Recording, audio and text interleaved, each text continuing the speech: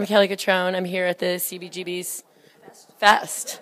And my friend Rachel Felder, who's a fantastic writer and a very good friend, moderated the punk and fashion panel with some amazing panelists. Hi, everybody. Rachel. It's Angelica with Indie News at Noon. I'm here with Rachel Felder. We just sat through her panel. So, Rachel, just tell us a little bit about what you do, what your panel was about. Well, I'm a fashion writer and stylist, and I spent all my formative years at CBGB's. And the panel was about punk and fashion and the connection between the two. So that brings me to my first question. Do you think that fashion can really express the punk ethic? Yeah, I mean, you know, it's been very diluted through the years because now, of course, you can buy motorcycle jackets everywhere.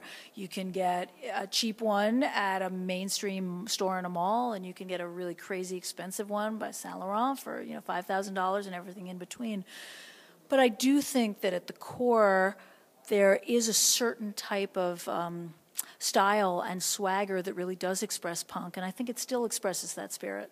So you mentioned motorcycle jackets. What else? Like combat boots? What? Yeah, I mean, it means different things to different people, but yeah, safety pins. I mean, if you look at the original British punk T-shirts, you know, that Malcolm McLaren and Vivienne Westwood developed together, they have images that are quite shocking even today, you know, quite the type of images that would really make you perhaps frown or turn away or hide your children's eyes, you know, which I think was the shock value of punk was a really big part of it back in the day.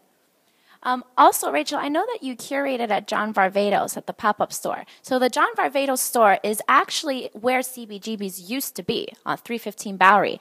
So tell us a little bit about that. Well, luckily, it's a lot cleaner now than back in the CBGB's days. But how that happened was I'm very, very proud to say I was very good friends with Joey Ramone for years and years. And there's a wonderful online photo gallery called Rock Paper Photo. And they had found that they had hundreds of unpublished Ramones photos. So they had this idea of putting them together and doing sort of an online gallery show, a virtual show, but it would be nice to have some sort of physical show in conjunction. And as they started formulating this idea, they thought that it would be nice to have someone who knew the band help curate the photos. So they found me, and I was really much closer to Joey than anyone else in the band. So and they had so many photos that there were a lot of exquisite photos of just Joey that no one really had seen.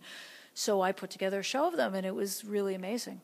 Awesome. Yeah. One more question. So I know as of right now you're a fashion journalist, a style expert, but before that you were very involved with the music industry. What exactly did you do? Well, I worked at Columbia Records for many years, finding and signing bands and overseeing the making of their records. And I wrote predominantly about music for many years, and then I kind of switched. I was always fascinated. I'm just a music head, but I was always fascinated by fashion, and it just work-wise ended up going in that direction. And my first book is about kind of the connection between music and fashion. It's called Manic Pop Thrill. Manic Pop Thrill. Cool. Well, make sure you guys follow Rachel on Twitter, right, at Rachel Felder. And thank you, Rachel, so much for taking the time to chat with us. Make sure you guys read our post, keep following. We're going to post some more pictures and videos from Rachel's panel. And make sure you keep reading. We have so many more events today. And thank you.